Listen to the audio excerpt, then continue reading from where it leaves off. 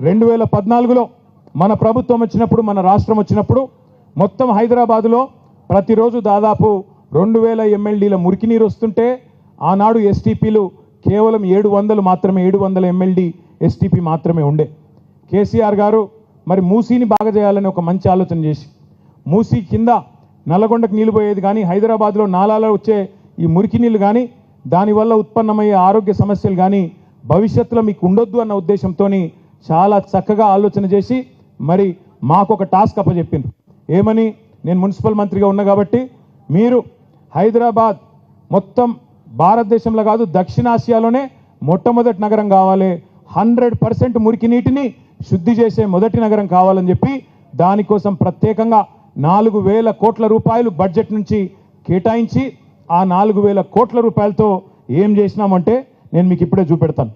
ఇక్కడ నేను చూస్తాను ఇక్కడ మీరు చూస్తే తెలుసు ఇగో మీకు ఒక విషయం ఇక్కడ చూపెట్టడానికి ఇవన్నీ తెచ్చినా మా లక్ష్మారెడ్డి గారు ఇవన్నీ తెప్పించినారు.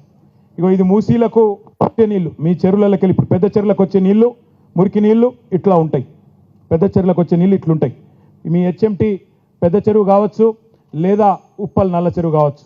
ఇవాళ మనం కట్టిన ఎస్టీపీల వల్ల ఇగో శుద్ధి చేసిన తర్వాత నీళ్లు ఇట్లా అయ్యి కిందికి మూసీలోకి పోతా ఉన్నాయి. మూసీలోకి ఈ నీళ్లు కిందికి పోతా ఉన్నాయి. దీనివల్ల ఏం జరుగుతుందంటే ఒకటి మీకు ఆరోగ్య సమస్యలు పోతాయి. ఈ ప్రాంతంలో దోమలు రకరకాల ఆరోగ్య సమస్యలు ఈ నీళ్లు కనుక పొరపాటున మనం తాగే నీళ్ళలో కలిస్తే గతంలో మా ముషీరాబాద్ నియోజకవర్గం బోలక్పూర్లో 9 మంది చచ్చిపోయినారు ఆ నీళ్ళు తాగి. దబ్బన ఆలయ నీళ్ళని కలిస్తే అట్లాంటి ప్రమాదాలు ఉంటాయి. అందుకే ఆలోచనతోని చాలా ఖర్చు అయినా పర్వాలేదు హైదరాబాద్ బాగుండాలన్న ఉద్దేశంతో 4000 సుమారు 4000 అంటే 3866 కోట్లు కరెక్ట్గా చెప్పానంటే పెట్టి నీళ్ళని ఇట్లా చేసినాం.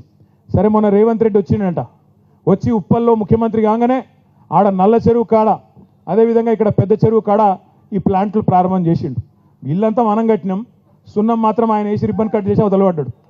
ఇది ఇక్కడ మీరు చూసే ప్లాంట్ ఏదైతే ఉన్నదో నీకు దండం పెడితే ఆగురా పోయి మాట్లాడి వాళ్ళు ఎందుకు నీకు చెవులలో ఇక్కడ మీరు చూసిన ప్లాంట్ ఏదైతే ఉందో 18.5 MLD అంటే 18.5 MLD అంటే 18.5 మిలియన్ లీటర్లు పర్ డే. 1 మిలియన్ అంటే 10 లక్షల లీటర్లు యాది పెట్టుకోండి. ఆ నీళ్లను పెద్ద చెర్లకి వెళ్ళి వచ్చే నీళ్లను పైకెళ్ళి పటేల్ చెరువు కుంటలకి వెళ్ళి వచ్చే నీళ్లను ఇటు మలిపి ఇక్కడ శుద్ధి చేసి మళ్ళీ కిందికి మూసీలకు ఇడిచి పెడతాం. అట్లాగే నల్ల చెరువు కాడ మీరు పైన ఉప్పల్లో నల్ల చెరువు ఉంది కదా, అక్కడ 86.5 MLDల ప్లాంట్ అక్కడ కూడా పెట్టినాం. దాన్ని కూడా మొన్ననే ముఖ్యమంత్రి ప్రారంభించిండు, దాన్ని కూడా మనమే పూర్తి చేసినాం. అట్లా ఒక ఉప్పల్లనే 86.5 ఒక దగ్గర, అదేవిధంగా ఇక్కడ 18.5 కిందికి పోతే సఫిల్గూడల మల్కాజ్గిరిలో అక్కడ ఒక ప్లాంట్, ఇటు పక్కకు పోతే ఎల్బీ నగర్లో మొన్ననేమో చూసి వచ్చినాం. భారతదేశంలోనే అతి పెద్ద ఎస్టీపీ ఎక్కడ ఉంది అంటే ఇవాళ ఇగో ఎల్బీ నగర్ నియోజకవర్గంలో 320 MLDల ప్లాంటు మూసీకి అవతల దిక్కు మొన్ననే సుధీర్ రెడ్డి గారు పోయిన ఆదివారం పోయి అక్కడ అందరం కూడా చూసి వచ్చినాం. పక్కకు యువతల పక్కకు అంబర్పేటలో రేపో మాపో పోతాం, ఆడికి కూడా 300 MLDల ప్లాంటు అక్కడ కట్టినాం.